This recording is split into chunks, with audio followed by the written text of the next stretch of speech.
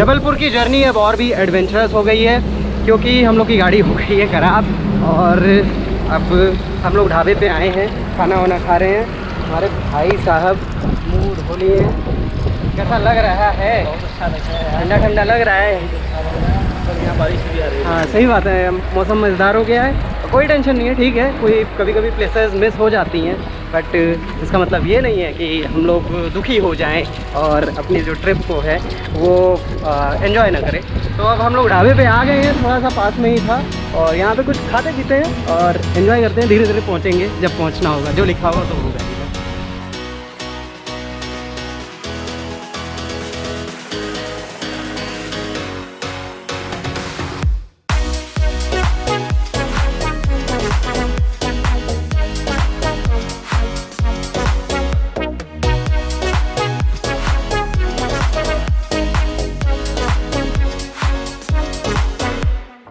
जबलपुर जो कि मध्य प्रदेश की एक प्यारी सी सिटी है और यहाँ पहुँचने के लिए सभी तरह के ट्रांसपोर्टेशन अवेलेबल है। जबलपुर में रेलवे स्टेशन है और देश के कई बड़े स्टेशन से यहाँ की डायरेक्ट ट्रेन आपको मिल जाएगी, जबकि आसपास के शहरों जैसे भोपाल, नागपुर से यहाँ के लिए डायरेक्ट बस भी मिल जाएगी। जबलपुर में एयरपोर्ट भी है और दिल्ली, मुंबई, हैदराबाद, बेंगलोर और कोलकाता से यहाँ फ्लाइट्स भी आती हैं। जबलपुर में घूमने के लिए सबसे अच्छा ऑप्शन बाइक का है और सुबह सुबह 8 बजे बाइक रेंट करने के लिए मैं ऑटो से निकल गया। बाइक रेंटल के लिए आप जबलपुर रेलवे स्टेशन के प्लेटफॉर्म नंबर 6 के पास में होटल पोलो मैक्स है, उसके पास आप आएंगे तो सिर्फ बाइक रेंटल है। यहीं पे आप आएंगे तो आप बुक कर सकते हैं। इसका जो कॉन्टैक्ट नंबर वगैरह है वो मैं डिस्क्रिप्शन बॉक्स में दे दूँगा, आप देख सकते हैं। और ये शॉप आप देख ही होंगे, ऑफिस है, यहीं से आप बाइक रेंट कर सकते हैं। तो बाइक मैंने हायर कर लिया और ये रही पल्सर। बहुत ज़्यादा अच्छी कंडीशन में नहीं कहूँगा इसकी है, बट 400 रुपीज़ में मुझे मिली है। डॉक्यूमेंटेशन में मुझे इसके लिए देने पड़े हैं DL और आधार कार्ड शो करना पड़ा है, बाकी वापस मिल गया है। और मेरा दोस्त रितेश आज मुझे घुमाएगा पूरे जबलपुर को और बाकी घूमेंगे इसी से। तो चलते हैं और आज की जर्नी करते हैं जबलपुर की, देखते हैं कौन कौन सी टूरिस्ट प्लेसेस यहाँ पर घूमने के लिए है।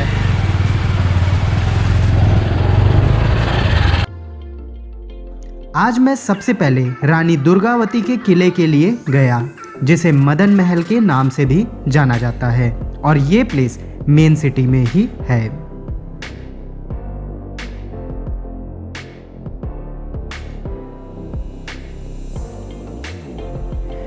किले तक पहुंचने के लिए आपको 15 मिनट की चढ़ाई चढ़नी पड़ेगी, पर रास्ते के व्यूज आपको मंत्रमुग्ध कर देंगे।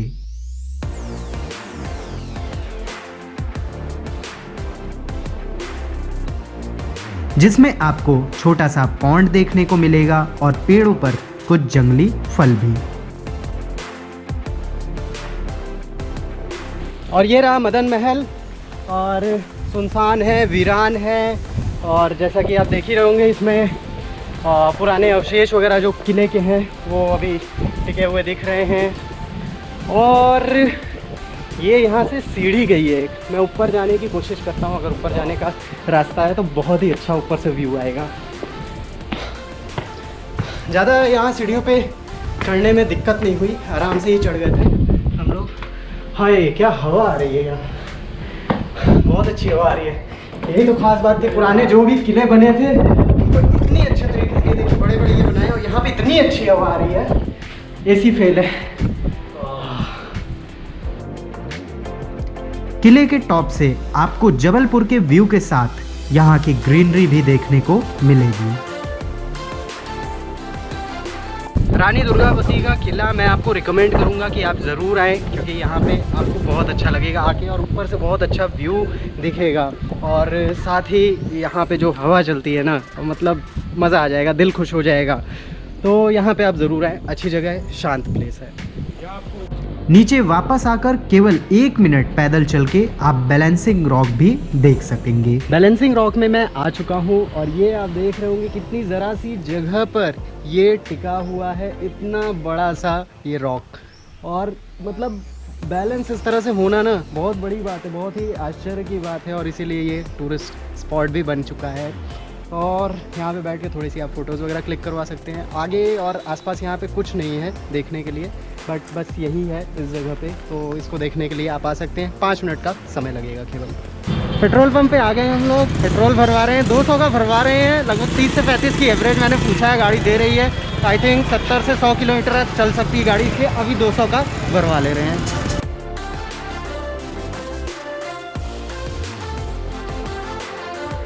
इन प्लेसेस के बाद मैं जबलपुर की सबसे पॉपुलर प्लेस भेड़ा घाट की तरफ बढ़ा। भेड़ा घाट जाने का रास्ता धीरे धीरे शहरों से होते हुए अब गांव की हरियाली की तरफ आ चुका था।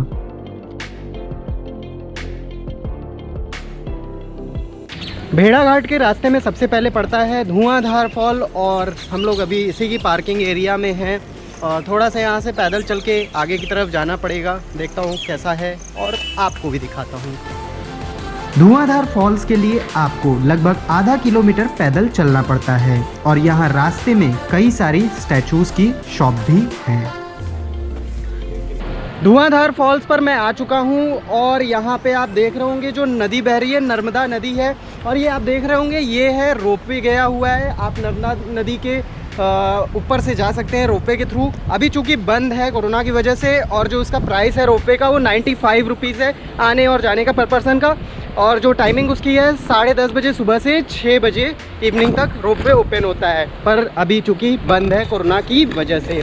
बाकी यहाँ पे ये नर्मदा रिवर जा रही है, ये अभी मैं आपको पास से दिखाता हूँ धुआंधार फॉल्स।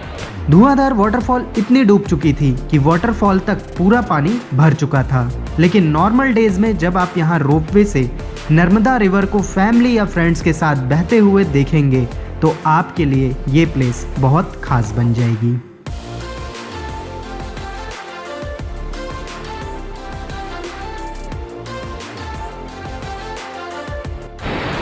ये जो मेरे बैक साइड में आप देख रहे हैं ये है धुआंधार फॉल, और जहाँ पे सबसे ज़्यादा वेव्स वगैरह है इसी को, इस एरिया को पूरे धुआंधार फॉल बोलते हैं। बहुत तेज़ वेव्स है यहाँ पे, आप देख रहे होंगे कितनी तेज़ तेज़ लहरें आ रही हैं ये।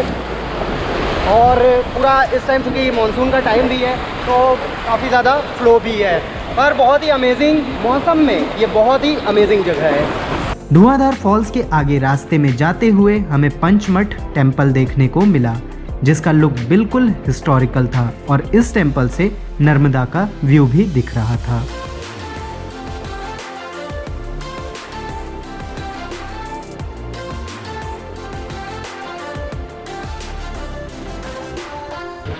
ये है पंचवटी नौका विहार, और हम लोग यहाँ पे आ गए हैं। नीचे की तरफ जाने का रास्ता है, अब पता नहीं चल रही है या नहीं चल रही है, तो नीचे जाकर ही पता चलेगा। कहते हैं अगर नौका विहार नहीं किया तो आपकी यहाँ की भेड़ा घाट की यात्रा अधूरी रहेगी, पर मैं कोशिश कर रहा हूँ कि आज यहाँ पे कर लूँ नौका विहार, अगर ओपन हुआ तो। पर नीचे आकर निराशा हुई, क्योंकि जहाँ बोटिंग होती है वो हिस्सा पूरी तरह से डूब चुका था। लेकिन आप इन पिक्चर्स में देख सकते हैं कि जब यहाँ बोट्स चलती हैं तो यहाँ की एक अलग ही खूबसूरती देखने को मिलती है, जहाँ आपको मार्बल रॉक्स के बीच बोटिंग करने का एक्सपीरियंस होता है और बहुत प्यारे व्यूज़ भी देखने को मिलते हैं। ये मार्बल्स यहाँ पर काफ़ी मशहूर हैं, और यहाँ पर कई जगहों पर इन्हीं मार्बल्स की मूर्तियाँ बनाई जाती हैं। भेड़ा घाट में एक और पॉपुलर टूरिस्ट डेस्टिनेशन है, और वो है 64 योगिनी मंदिर। और ये आपको लगभग 108 सीढ़ियाँ चढ़नी पड़ेंगी और आप पहुंच जाएंगे टेंपल तक। तो सीढ़ियों पे मैं चढ़ना स्टार्ट कर दिया हूँ। 64 योगिनी टेम्पल काफ़ी शांत प्लेस है, और यहाँ आकर ऐसा लगा कि जैसे किसी पुराने समय में आ गए हैं। 64 योगिनी टेम्पल में आपका स्वागत है, और बहुत ही अमेजिंग ये प्लेस है। आप देख रहे होंगे पुराना स्ट्रक्चर है पूरा मंदिर का, और यहाँ पे छोटी छोटी मूर्तियाँ बनी हुई हैं, ये आप देखेंगे यहाँ पे।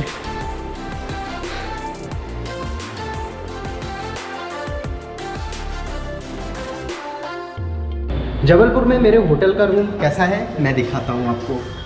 इस बार मैंने जो होटल का रूम लिया है थोड़ा बड़ा लिया हुआ है और ये डबल रूम बेड है और यहाँ पे आप देख रहे होंगे चेयर वगैरह लगी हुई है और साथ ही कुछ पिक्चर्स वगैरह लगी है और ये है टीवी और ये है कबर्ड मिरर और यहाँ से व्यूज़ वगैरह भी बाहर का देख सकते हैं और ये वॉशरूम है आप देख ही रहे होंगे। तो ये भी ठीक ठाक अच्छा स्पेस है। तो ये ओवरऑल मेरे हिसाब से तो काफ़ी अच्छा होटल है और होटल का नाम है होटल अनुश्री जो कि नेपियर टाउन में है और नेपियर टाउन यहाँ पे काफ़ी पॉपुलर प्लेस है और वहीं पे सारे होटल्स हैं जो मेन होटल हैं। तो नेपियर टाउन होटल लोकेशन के लिए सबसे बेस्ट है अगर आपको यहाँ पे स्टे करना है तो। और बाकी इस होटल में अगर आप रुकना चाहते हैं तो मैंने इस रूम के लिए 1500 रुपीज़ एक नाइट के लिए दिए हुए हैं। थोड़ा सा आपको लग सकता है कॉस्टली, तो यहाँ पे आपको 700-800 रुपये में भी होटल्स वगैरह अवेलेबल हो जाएंगे बट इतनी सर्विस नहीं होगी उसमें। तो आप आ सकते हैं यहाँ पे कोई भी होटल अपने हिसाब से रेटिंग्स अच्छी देख के आप चूज़ करें कोई भी होटल। रास्ते में मुझे कई सारे भगवान की बड़ी बड़ी स्टैचूज देखने को मिली और पास जाने पर पता चला ये महाकाली टेम्पल है।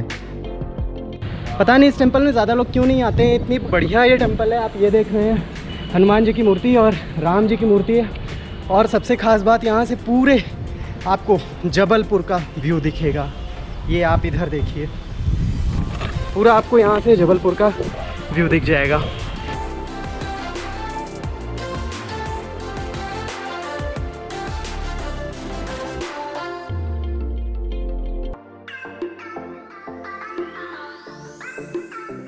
अनफॉर्चुनेटली गाड़ी हमारी ख़राब हो गई है, रुक गई है और अब आगे नहीं जा सकते हैं। निडन फॉल भी हम लोग नहीं जा पाएंगे और बरगी डैम भी नहीं जा पाएंगे। वापस जबलपुर जा पाएंगे कि नहीं जा पाएंगे वैसे कुछ कर रहे हैं, मैकेनिक वगैरह बुला रहे हैं तो शायद हो जाए और जबलपुर तो पहुँच ही जाएंगे किसी तरह। बट सेकंड टाइम मेरे साथ ऐसा हुआ है। इसके पहले मनाली में हुआ था, ऐसे ही बीच में मैं फंस गया था तो मैकेनिक वगैरह आया था तो हुआ तो काम। बट अभी अब कब तक वेट करना पड़ेगा, क्या करना पड़ेगा नहीं मालूम। ठीक है, जब ट्रैवलिंग कर रहे हैं तो ये भी पार्ट ऑफ ट्रैवलिंग है और इसका भी एक अलग मज़ा है। खाना हमारा आ गया है और ये रहा इनका आलूदम और ये रहा मेरा चने की दाल है और सब्ज़ी है, चने की सब्ज़ी है और रोटी है और थोड़ा सलाद है और ये चौकी है और ये आराम से हम लोग खा के फिर उसके बाद सोने वाले हैं यार, क्योंकि अब मज़े करेंगे पूरी तरह से, आराम से जाएंगे। जब आएगी गाड़ी वाड़ी फिर घूमेंगे, मज़ा आ रहा है। पर अब हम जबलपुर से लगभग 40 किलोमीटर थोड़ी ठीक हो गई है, पूरी तरह से नहीं हुई क्योंकि अंदर बढ़ वायरिंग में कुछ प्रॉब्लम थी इसी वजह से बंद हुई। और पीछे आप वेदर देख रहे होंगे बहुत ही अमेजिंग है। हम लोग को अब वापस जाना पड़ेगा, आगे नहीं जा सकते, बारिश भी हो रही है। तो अब आगे की तरफ वापस जबलपुर में जाके कुछ देखते हैं क्या हो सकता है, कहाँ घूम सकते हैं, कौन कौन सी प्लेसेस कवर कर सकते हैं। मतलब गाड़ी तो ख़राब थी, अब पेट्रोल भी ख़त्म है।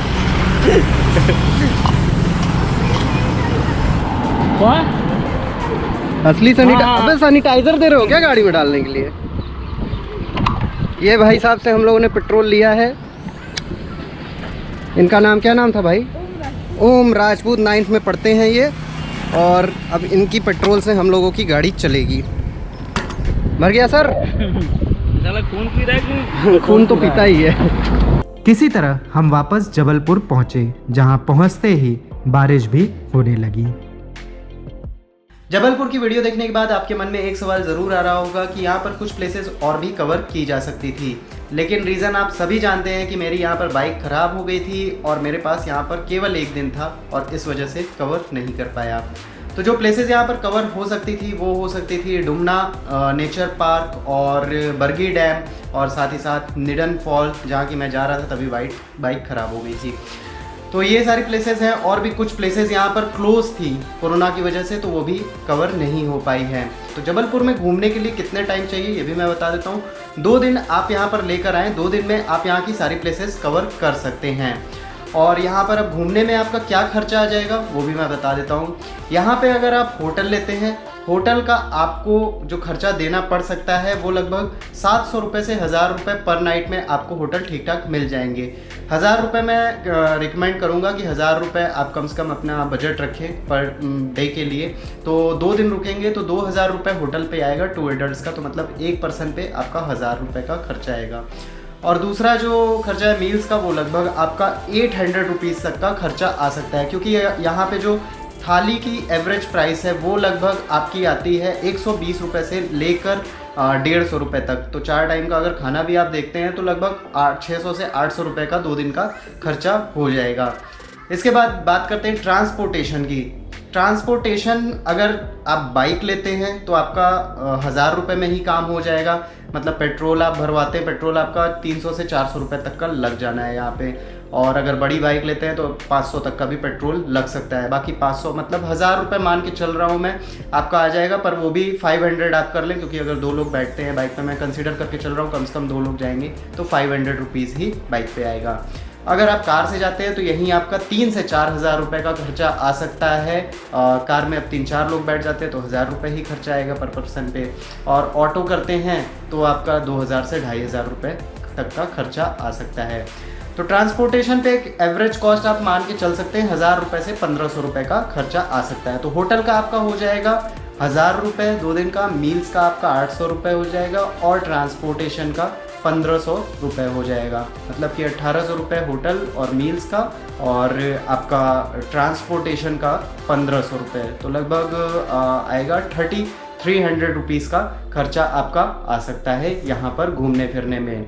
और बाकी यहाँ पे जो प्लेसेस जब ओपन हो जाएंगी तो आप उनको कवर कर सकते हैं। और जो टाइम यहाँ पर घूमने का बेस्ट टाइम आपके लिए हो सकता है मानसून में आप ना आए। मैं मानसून में आया, इस वजह से भेड़ाघाट में भी ठीक से कवर नहीं हो पाया, क्योंकि वहाँ पे पानी वगैरह काफ़ी ज़्यादा था।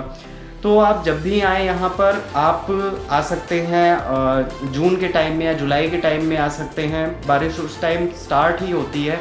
और या फिर आप अक्टूबर या फिर और विंटर वगैरह के टाइम में आए, वो बेस्ट टाइम है। विंटर का आप अक्टूबर से लेके मार्च के बीच में आए, वो सबसे बेस्ट टाइम आपके लिए रहेगा। तो ये पूरी इन्फॉर्मेशन थी जबलपुर की। अगर फ्यूचर में मैं यहाँ पर फिर से आऊँगा तो और अच्छे से जो बची हुई प्लेसेस है उनको भी कवर कर दूंगा और परफेक्ट आपके लिए एक ब्लॉग बना दूंगा सारी टूरिस्ट प्लेसेस के साथ।